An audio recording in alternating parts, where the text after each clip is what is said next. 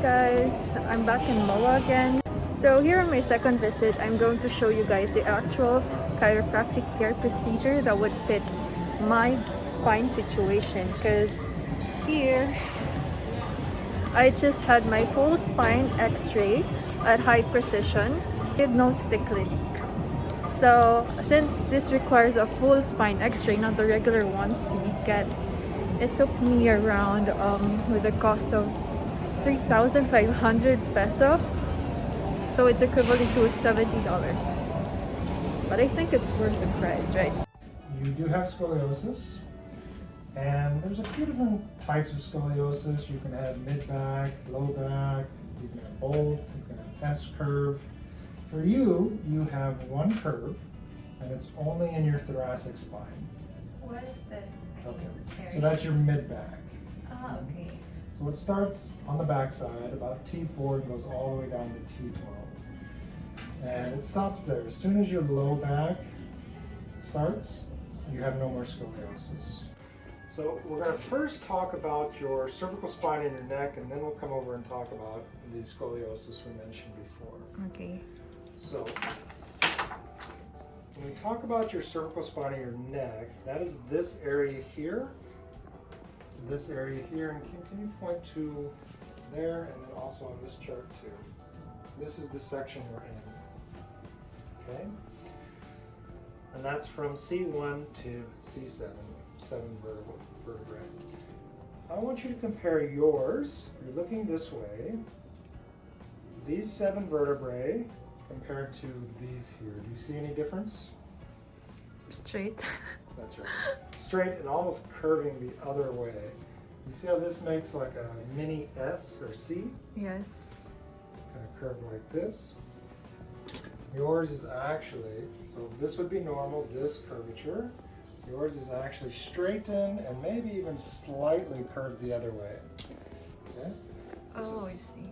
This is called hypolordosis, almost becoming what's called a reverse curve or cervical kyphosis. Okay? So we want to be very conscious about our posture. Make sure you're not looking down long times like you're doing your phone and things. The more you're down like this or like this, that's going to keep stressing these muscles, tightening these muscles. It's going to keep causing this to stay like that. So make sure you're straight. We're going to adjust everything back to front to try to improve that curvature, get the muscles to relax. We'll skip to probably the biggest thing, and that is your scoliosis, which is here. I just knew that I just actually. Just now? Yeah, Okay. it's only 35 years. So I want you to look at, Kim, can you point to the normal spine? So if we look at your spine from behind, it should be relatively straight. There's a left side and a right side.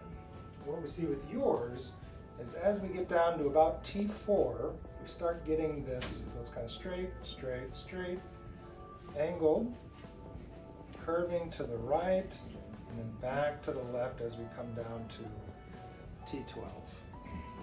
Okay? So it's just one curve. It's not a giant curve. Some people are more curved this way, some are less.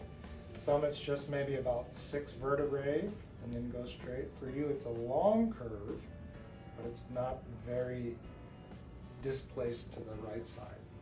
Okay? Okay. Some people have curves the other way too. Some people have 2 curves. So mine is just mild, moderate. Mild to moderate, and it's one curve and only in the thoracic spine. Okay? Some people will go all the way down into the lumbar, low back as well. Okay? So this is what we want to address. We want to improve the spinal function as much as possible. It's not big, but the left side is slightly higher than the right side. And that can also be associated with the scoliosis. Usually the hips will start to try to balance out that. So this is slightly too much. That's called hyperlordosis. And if we measure your L4 compared to your L5 compared to your S1, what we see is that there's displacement, which then causes potential instability. Okay? And so that's another reason why this exercise we're going to talk about can be very important because you want to increase your core strength as much as possible. Okay? And we're going to do some traction on this as well.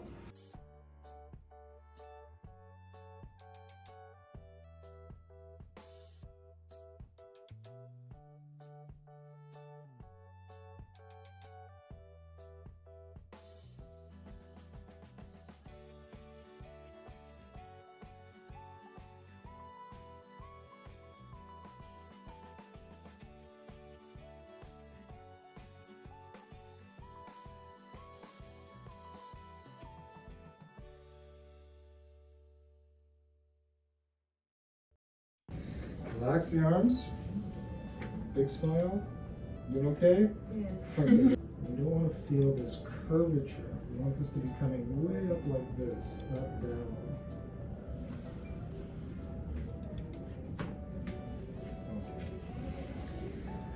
Okay. Now you made it through. Big sigh of relief? Yes. Okay.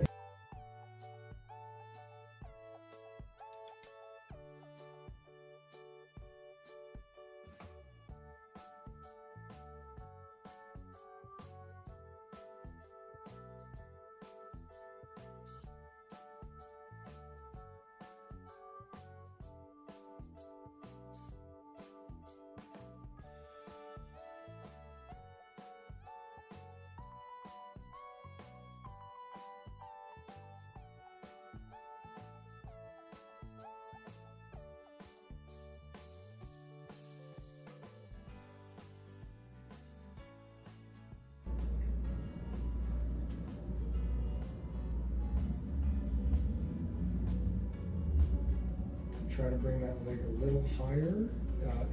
When you tuck it in, try to bring the knee up to the stomach a little bit more. Knee to the stomach now. Tuck, tuck. That's good. Okay, you see the difference? See how the hips were activated? So if the leg's just moving by itself, it's only going to get to about here.